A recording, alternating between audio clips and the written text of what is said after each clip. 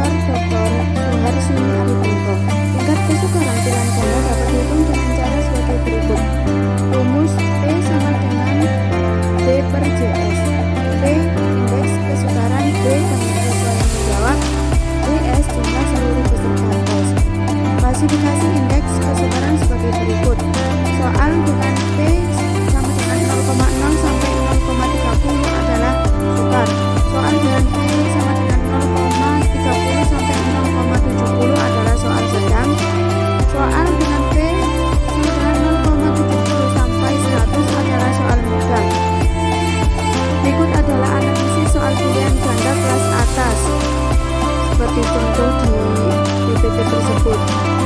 Selanjutnya yaitu analisis soal pilihan ganda kelas bawah seperti PPT di atas.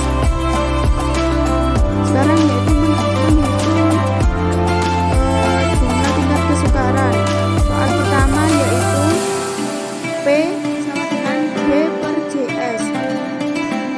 Soal pertama yaitu P sama dengan B per JS sama dengan 12 per 12 sama dengan 1.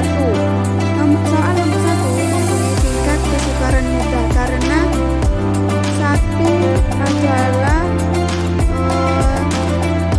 tingkat kesukaran soal mudah dan juga seterusnya begitu. Berdasarkan tabel di atas dapat diketahui bahwa 15 soal pilihan ganda yang diujikan kepada siswa terdapat 4 soal yang tergolong kategori mudah, 8 soal yang tergolong kategori soal sedang, dan 3 soal tergolong kategori soal sukar. Berdasarkan teori yang digunakan, ditetapkan oleh Suharsini Aritonto bahwa soal yang baik tergolong dalam kriteria sedang, namun soal yang diujikan ini tidak memenuhi kriteria karena tingkat kesukaran soal sedang lebih tinggi dibandingkan yang lainnya, sehingga diharapkan siswa nantinya mampu mengerjakan soal berbagai tingkat kesukaran. Perlu adanya revisi atau perbaikan karena tidak memenuhi kriteria. Hasil perhitungan 15 soal yang diujikan sudah termasuk baik. Ini membuktikan bahwa banyak butir soal yang layak untuk dijadikan tes hasil belajar karena tingkat kesukaran bervariasi. Jadi soal yang sudah mampu membuat siswa untuk berpikir. Yang kedua yaitu analisis beda soal pilihan ganda. Gaya beda soal pilihan ganda menurut Aritonto yaitu rumusnya yaitu D sama dengan BA per JA dikurangi BB per JB sama dengan PA dikurangi PB. J yaitu jumlah peserta tes, JA banyak peserta kelompok atas, JB banyak peserta kelompok atas, BA banyaknya peserta kelompok atas yang menjawab soal benar, BB banyaknya peserta kelompok bawah yang menjawab soal benar. PA sama dengan BA per JA proporsi peserta kelompok kelas atas yang menjawab benar. PB sama dengan BB per JB proporsi peserta kelompok kelas bawah yang menjawab benar. Kriteria daya pembeda 0,00 sampai 0,20 termasuk jelek, 0,20 sampai 0,40 termasuk cukup, 0,40 sampai 0,70 termasuk baik, 0,70 sampai 1,00 termasuk baik sekali. D negatif, semua tidak baik. Jadi semua butir soal yang mempunyai nilai D negatif sebaiknya tidak digunakan. Selanjutnya yaitu kelompok kelas atas seperti PPT di atas. Selanjutnya yaitu kelompok kelas bawah. Nah, sekarang menghitung daya beda.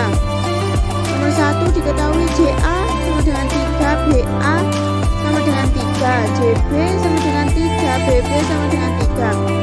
Penyelesaiannya yaitu PA sama dengan BA per JA, 3 per 3 sama dengan 1, BB per JB sama dengan 3 per 3 sama dengan 1, JPA dikurangi PB sama dengan 1 dikurangi 1 sama dengan 0. Soal nomor 1 mempunyai daya pembeda kategori jelek dan seterusnya begitu.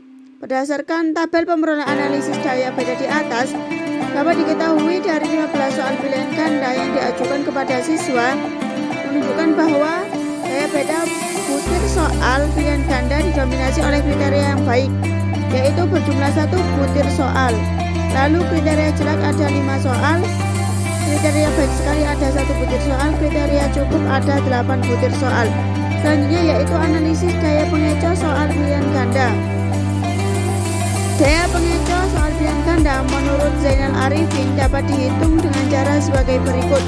Rumus IP sama dengan P per N dikurangi B, N dikurangi 1 kali 100%. IP indeks pengecoh, P jumlah peserta didik yang memilih pengecoh, N jumlah peserta didik yang mengikuti tes, B jumlah peserta didik yang menjawab benar pada setiap soal, N jumlah alternatif jawaban 1 bilangan tetap. Kriteria daya pengecoh sangat baik yaitu 76 sampai 125%, baik 51% sampai 75%, kurang baik 26 sampai 50%, jelek 0 sampai 25%, sangat jelek yaitu lebih dari 200%. Tingkat pengecoh nomor 1. Kunci jawabannya adalah A, berarti yang dihitung adalah yang salah, yaitu B, C, D, dan E. Distribusi jawaban peserta didik yaitu 0% semuanya. Berdasarkan analisis daya pengecoh di atas dapat diketahui dari 15 soal pilihan ganda yang diajukan kepada siswa menunjukkan bahwa IP soal pilihan ganda adalah sangat jelek.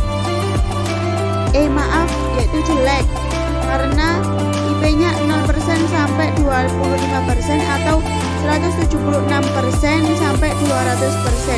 Sekian, terima kasih. Wassalamualaikum warahmatullahi wabarakatuh.